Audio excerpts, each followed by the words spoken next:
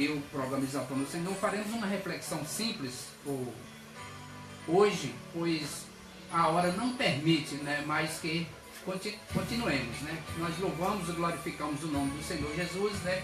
Nós nos comprometemos no programa anterior que hoje traríamos uma reflexão sobre os grandes inimigos do casal, né? Nós podemos relacionar aqui com a infidelidade, a mentira, ciúmes, a amargura, falta de tempo, perda do espírito romântico, hábito de discutir, falta de diálogo franco entre os cônjuges, né? Então esses são de fato os inimigos do casamento, né? Falaremos um pouco com relação ao primeiro inimigo do casamento, que é a infidelidade, né? Infelizmente, no meio da humanidade, vamos falar de modo geral, de modo secular, né? Existe um grande problema, né, que é a infidelidade. Nós relacionamos aqui 10 países, 10 países que estão no top 10 das separações conjugais, né, como a Hungria, que está com 67%, esse relato foi em 2010, né? A Suécia com 47%, né, de separação nos casamentos em 2013, né? A República Tcheca com 66%, né, atualmente de separação nos casamentos, né? Isso os suecos, eles atribuem que desde a Segunda Guerra Mundial, em 1942 e 1945, né, com aquela atacada, aquela investida de Adolfo Hitler, né, e depois com isso foi criado, né, empregos femininos e as mulheres passaram mais a se sentir independente e teve um crescimento enorme de separações conjugais, né? Mas também não fica, em sexto lugar ficou a Ucrânia com 46%, né? O fator que eles alegam lá na Ucrânia é que eles casam cedo, né? E a tensão financeira, o alcoolismo, né, a perda de confiança tem de fato destruído casamentos, né? Pessoas que se separam por motivos financeiros, né, não tem de fato um sentimento afetivo positivo próprio, né, do ser humano, que segundo a natureza humana se apega ao outro, mas casa apenas com interesse financeiro e com as dificuldades financeiras que surgem no casamento, eles acabam separando. E muito alcoolismo, 20 a 25% dos casamentos na Ucrânia são separados através do alcoolismo, né? E a perda de confiança no cônjuge. Já nos Estados Unidos, né, nós percebemos aqui no top 10 que ele está em quinto lugar com 53%, né, 53% das separações dos casamentos, dos relacionamentos conjugais, né? E também é atribuído à recessão econômica, né, em que as pessoas casam-se, estão de bem e bate uma crise financeira e eles se separam porque não tem aquele afeto, aquele amor verdadeiro pelo seu cônjuge, apenas está ali por interesse e por desfrutar um bem-estar de vida, né? Mas nós louvamos e glorificamos o nome do Senhor Jesus, que a Bíblia ensina aos cristãos uma forma diferente, que as pessoas devem amar uns aos outros, independente da situação em que vive, situação financeira, independente de qualquer situação, de qualquer obstáculo que haja, mas que deve haver amor. Já tem em quarto lugar a Rússia com apenas 51%, né, dos casamentos são desfeitos, né, já está em quarto lugar. A Bélgica com 71% de relacionamentos desfeitos, né? Um motivo é o sistema de segurança social que beneficia os solteiros, né? Cada país, cada lugar, cada nação com as suas inovações, com os seus ponto de vista, né, com os seus critérios e doutrina para a sua sociedade, né? E na Bélgica eles liberaram aí o seguro social para as pessoas que se separam, e o número de divórcio lá tem aumentado para 71%. Isso porque as pessoas buscam até motivo para se separar, para que tenha direito ao seguro social, né? Que lei mais incorreta, né, se encontra nesse país, a Bélgica, né? Na Belarus está com um número de 68% de separação, né? E a causa principal dos belarianos é que a pobreza faz com que os casais se separem, né? Pois também aí não deixa que o amor ele predomine, né, o relacionamento. Também temos aqui o relato do país que está em primeiro lugar, é uma ilha Maldivas, né? A ilha Maldivas, ela tem uma população apenas de 395 mil habitantes. 395 mil habitantes é um pouco menor que Campina Grande, né? Esse país é menor que a cidade de Campina Grande, aqui na Paraíba, né? E o número de separações conjugal ultrapassou a todos os outros países, né? As pessoas ali se separam com a maior facilidade, né? Um número alarmante de divórcio, né? Mas nós podemos falar aqui do nosso país, Brasil, que não está no ranking dos 10, né? Mas que é uma população que também tem um grande número de divórcio, né? O divórcio dobrou no Brasil, ele passou de 1,7 em 2000 para 3,1 em 2010, né? O índice de divórcio cresce no Brasil hoje em 161%, né? Está acontecendo divórcio no Brasil, 161%, né? O Brasil registrou em 2014 341.100 divórcios, né? E em 2004 eram apenas 130 mil, né? Com um crescimento aí de quase 300% aí de divórcio de 2004 para 2014, né? Mas também isso não é só no mundo secular ou no mundo em geral, né? Também os evangélicos também têm aí seus problemas conjugais e também tem tido diversas separações, né? A pesquisa denomina que o crente e o sexo revelou que entre os evangélicos a pesquisa mostra 11,96% de mulheres disseram que já traíram, né? Enquanto que os homens, o percentual é de 24,68%. A pesquisa mostrou ainda que entre as diferentes denominações, o maior percentual que já tiveram, que a pesquisa mostrou entre as diferentes denominações, o maior percentual já teriam os grupos neopentecostais. Os neopentecostais com 26,5% de separações, né? Depois vem os batistas com 22,47% e os pentecostais com 21,47% de separações, e por último os reformados com 19,47%, né? Tá aí um fato tremendo, né? Um grande inimigo, né, do casamento, os grandes inimigos do casamento, né, que tem de fato nesses países levado as pessoas a se separarem conjugalmente, tem sido as crises financeiras, né, tem sido o maior fator das separações, e a infidelidade conjugal, né?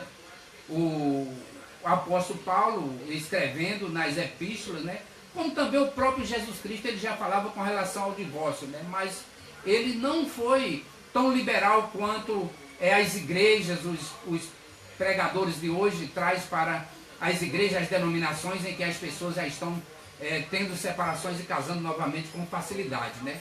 Mas nós podemos registrar aqui que Jesus ele fez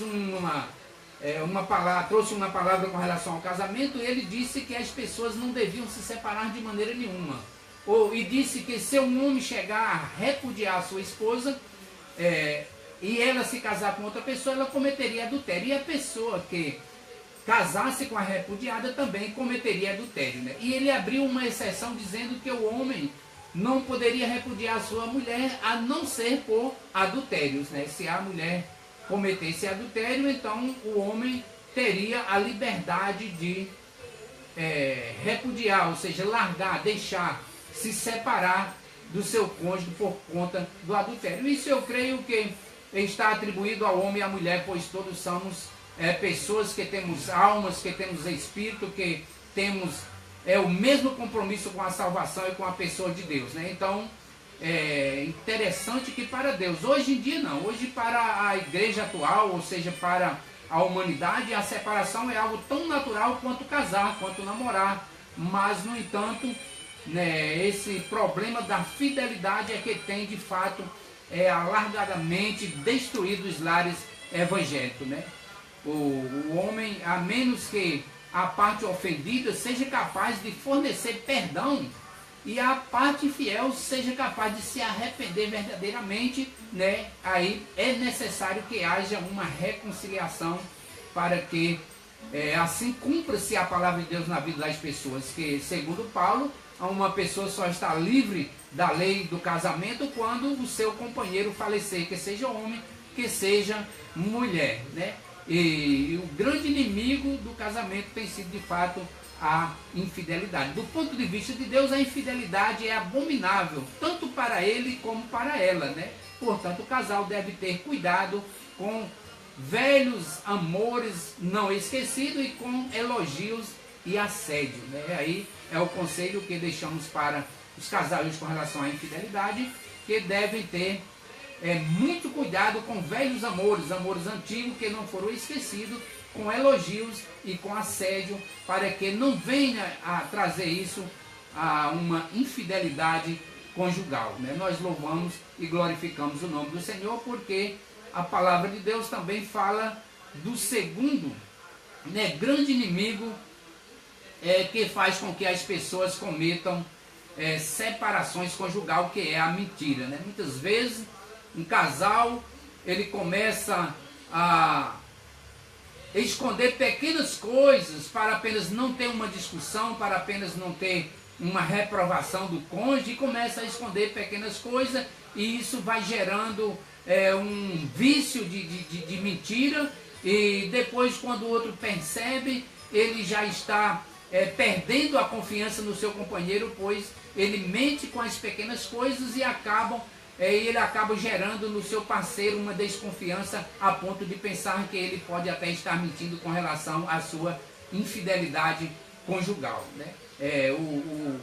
O apóstolo João, em 1 João, no capítulo 2, o versículo 21, ele aí fala da mentira, né? A mentira, ela tem parte unicamente com o diabo, né?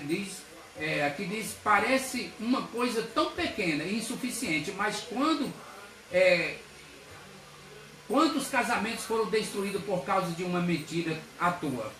Cuide o que? Tenho o tamanho que tiver. A mentira sempre vem do diabo. Custe o que custar, sempre fale a verdade. A mentira se desemboca para uma desconfiança, né? O apóstolo Paulo diz, não mentais uns aos outros. Foi na leitura que lemos nesta manhã em Colossenses, no capítulo 3, o versículo 7. Deixe a mentira e fale cada um a verdade.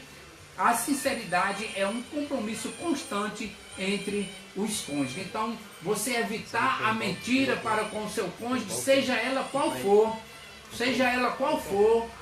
você está gerando uma situação que mais tarde pode não ter retorno e gerar aí uma separação conjugal, né?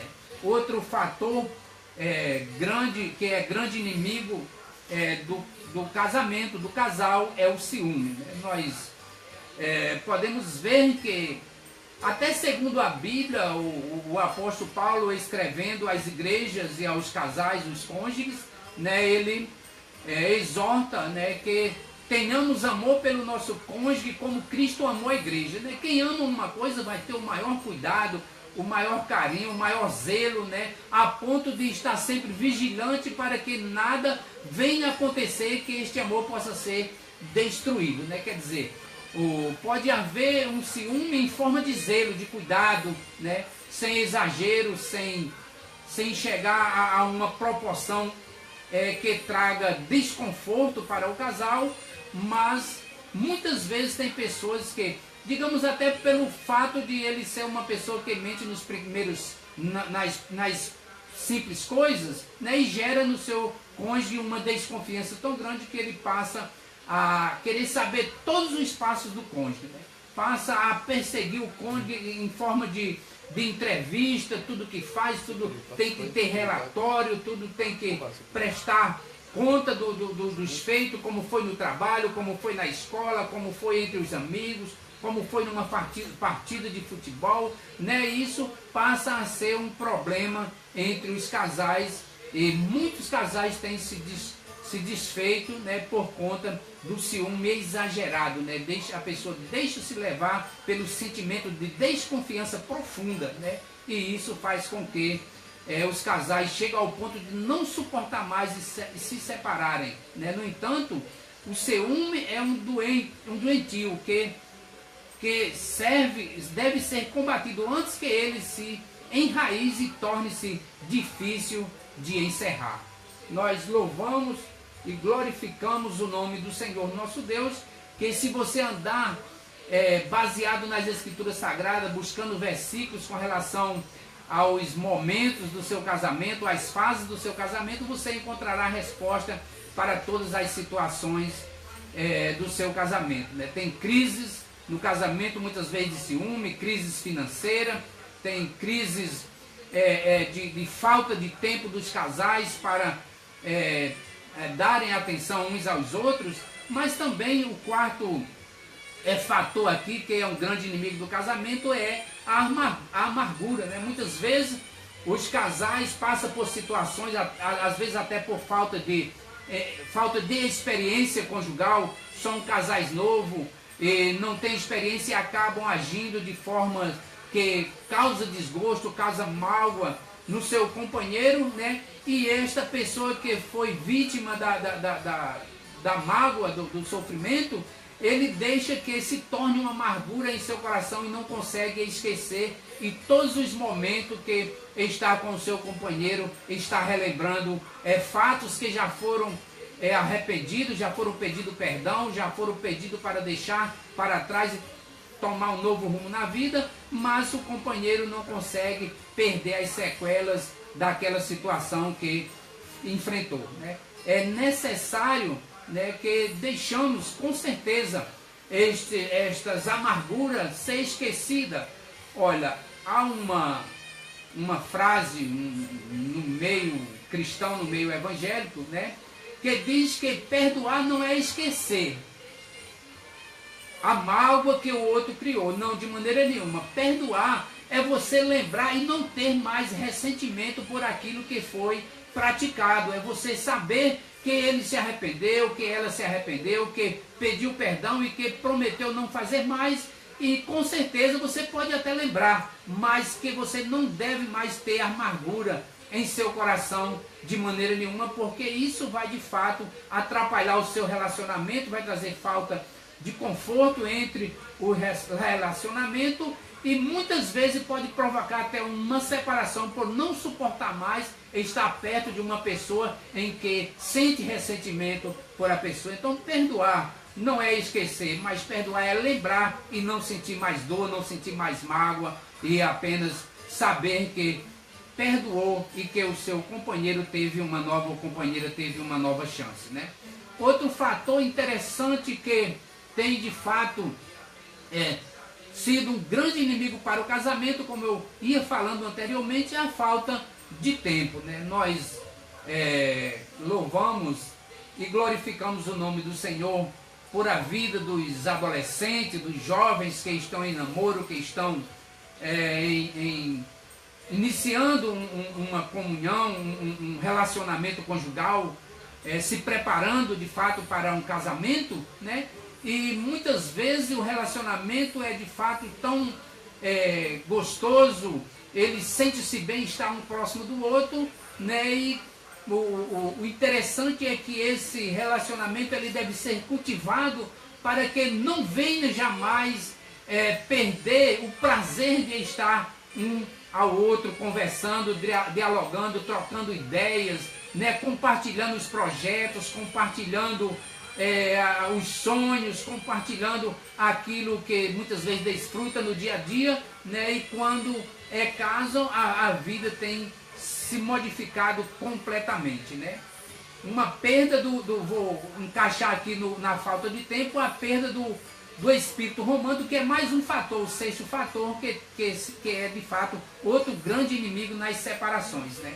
E o noivado é uma coisa gostosa, a aproximação, estão todos de bem, né? Até para conversar, brincar, namorar, tudo está bem, né? O apóstolo, ou seja, o grande sábio Salomão, ele deixou um versículo, né, com relação a isso em Eclesiastes no capítulo 9 e o versículo 9, que ele diz: goza a vida com a mulher que amas todos os dias da tua vida, os quais Deus te deu debaixo do sol, porque esta é a tua porção nesta vida, né? Ele diz que devemos gozar, mas com o passar do tempo, com a continuidade do casamento, né, as pessoas esfriam, né, esse relacionamento, esse bem-estar de que tem de estar um com o outro, conversando, dialogando, trocando ideias, projetos e assim por diante, né?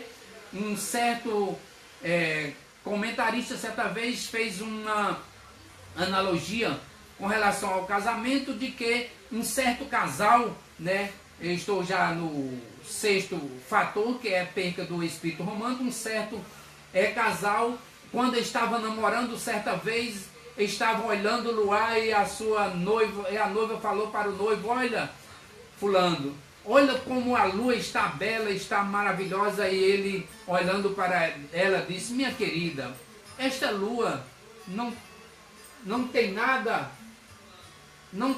a ver com o que eu estou presenciando neste momento, pois você é muito mais bela, brilha muito mais, os seus olhos, a sua face são muito mais lindos e mais belos do que a lua. E aquela jovem ficou muito engrandecida com aquelas palavras, cheia de vigor e de prazer por ser reconhecida, a ponto de ser comparada mais bela e mais viva que a lua. Então, passando-se os tempos, aqueles jovens casaram, e depois de uns tempos de casado, ela foi passando, já sentindo saudade das palavras amorosas que tinha ouvido do seu noivo, quando comparou ela melhor e mais bela e mais brilhante do que a lua. E ela olhou para ele, querendo ouvir aquelas palavras de volta. Ela disse: fulano, quem é mais bela e brilha mais do que a lua? E ele, olhando para ela, já tinha perdido o espírito de romantismo e simplesmente ele disse: o sol, mulher, olha para frente, presta atenção, senão tu vai cair num buraco, né? E é de fato essas coisas que acontecem com os casamentos. As pessoas perdem o prazer de estar dialogando, de estar conversando, de estar compartilhando, e se envolve com outras coisas. Alguns se envolvem apenas com o lado financeiro. Tem pessoas que têm uma obsessão tão grande pelas coisas materiais, pela vida financeira, que esquece que tem filho, que tem responsabilidade com filho, que tem responsabilidade com a esposa, com a família em geral, e perde esse espírito de romantismo, transferindo toda a sua dedicação para as coisas materiais, né? Entre outras e outras coisas, estudos, né, pesquisas, trabalhos de diversas formas, as pessoas perdem, transferem todo esse afeto que tem para com a esposa, para com o lar, transfere para outras atividades. E isso, de fato, tem sido um grande inimigo dos casais, a perda do espírito romântico. Então devemos cultivar, buscar de certa forma uma oportunidade de engajar novamente esse espírito em nossa vida, para que tenhamos um relacionamento conjugal mais saudável, mais duradouro, e que as separações não venham enveredar pelo meio evangélico. E o meio social também, o secular também, pode tomar por base estes conselhos, que com certeza serão prósperos em seus relacionamentos conjugais. Outro fator é o sétimo fator, que é o sétimo inimigo dos casais, é o hábito de discutir, né? Discutir, muitas vezes as pessoas não percebem o mal que está fazendo à sua companheira, ao seu companheiro, ao seu cônjuge, por estar discutindo, né? E tudo que acontece entre o casal, qualquer motivo, digamos assim, um dos cônjuges esqueceu a luz do quarto ligada, né? Isso já é um motivo de uma reclamação de forma discutiva, já começa ali um blá blá blá, já fala as 1.500 palavras, já diz o que pode e o que não pode, né? Vai acontecer outras simples coisas, a pessoa simplesmente não penteou o cabelo, o outro já chama de desmantelado e ali traz uma discussão tremenda. Outro esqueceu uma vasilha no fogão, de repente o seu cônjuge já começa ali a trazer uma série de discussão, de reclamação e assim uma diversidade de coisas. Em primeiro lugar, quando um cônjuge esquece uma lâmpada do quarto ligada, ele não teve a intenção de esquecer. Por quê? Porque ele sabe que vai pesar no bolso, vai diminuir o dinheiro para a despesa mensal, e ele não faz isso a propósito de maneira nenhuma, nem o esposo nem a esposa, porque ambos são responsáveis a situação financeira do lar, né? E entre outras coisas, né? Então seria muito mais melhor que as pessoas, em vez de discutir por pequenos defeitos, por pequenas falhas, por ter deixado a tampa do vaso aberta, por ter deixado muitas vezes uma cueca solta no chão, e ali tudo isso traz uma discussão. Em vez disso, procurasse uma forma agradável e amigável de fazer com que as pessoas, um ao outro, se conscientizassem que devem cooperar com as atividades e devem, de certa forma, ajudar um ao outro para que desta forma, e não vem discutir apenas com palavras de compreensão, palavras de conserto, muitas vezes, né, uma palavra bruta, ela promove uma ira, um furor, mas quando você traz uma palavra branda, a Bíblia diz em Provérbios que ela desvia um furor. Então, o ato de discutir também é um grande inimigo para os casais, né? A oitava e última inimigo do casal que iremos mostrar hoje é a falta de diálogo franco entre os cônjuges, né? Acredito que já falei que, como o hábito de discutir muitas vezes faz com que os casais se separem, né? Eu já falei um pouco com relação que as pessoas devem não faltar com diálogo franco entre os casais, pois muitas vezes, né, ao dialogar e não expor as coisas às claras perante uma conversa entre cônjuges, né, deixando dúvida, deixando algo a esclarecer, com certeza isso vai gerar também um desconforto e uma desconfiança entre os casais. Quero ler aqui uma pequena passagem aqui de um certo grande orientador dos casais, que diz: sem diálogo tudo fica mais difícil e distorcido. Cada um vai entendendo do seu jeito, aumentando assim a distância entre os dois. A televisão, por exemplo, continua fazendo o papel muito bem de partir o casal, de tapar a boca mesmo estando sentado no mesmo sofá. Lembre-se, diálogo não é monólogo. A aplicação não é diálogo. Implicação não é diálogo. Uma sucessão de perguntas e respostas não é diálogo, e sim entrevista jornalística. Onde você foi? Com quem você estava? E etc. Né? Tá vendo aí? Muitas vezes a televisão, estão juntas, estão no mesmo sofá, mas não tem um tempo para prestar atenção, conversar, dialogar um entre o outro, pois toda a sua atenção está na televisão, né? Ela tapa a boca das pessoas, mesmo que eles estejam sentados no mesmo sofá, né? E implicação, quando você fala com o seu cônjuge, e em vez de ter um diálogo franco e aberto, você só faz implicação com relação às atividades e às atitudes que ele cometeu, você não está tendo um diálogo saudável com o seu cônjuge, né? uma sessão de perguntas, onde você estava, com quem você esteve, o que você fez, por que estava com aquelas pessoas e assim por diante. Uma série de perguntas não passa de uma entrevista de jornalismo e não de um diálogo franco e aberto em que promove a união, o carinho entre os cônjuges. Daí foi para nossa meditação nesta manhã estes 8 grandes inimigos do casamento, né, que foi a infidelidade, a mentira, o ciúme, a amargura, a falta de tempo, perda de espírito romântico, ato de discutir, falta de diálogo franco entre os cônjuges. Estes 8 inimigos do casamento, eles têm de fato acabado com os casamentos no nosso meio. Então que você possa meditar nestas palavras, possa meditar também na palavra de Deus e buscar, através da oração, através do jejum, através da leitura bíblica, né, a resposta de Deus no seu coração para que você tenha um casamento bem sucedido. Que Deus possa te abençoar. Já não estamos mais transmitindo pela Coremos FM, pois ultrapassamos o tempo também. Continuamos aqui, queríamos encerrar, e a entrevista que fizemos hoje, ela tomou um pouco do espaço que devíamos ministrar até às 11 horas. Mas que a graça e o amor de Deus seja contigo. Ainda estamos transmitindo através da Rádio Bênção, ali em Brasília, e também da Rádio Só Gospel, aqui a nossa rádio que está transmitindo, e o Facebook. Você que está nos ouvindo através desse vídeo, que Deus possa te abençoar poderosamente em nome de Jesus, e que a graça e o amor de Deus seja contigo em nome de Jesus.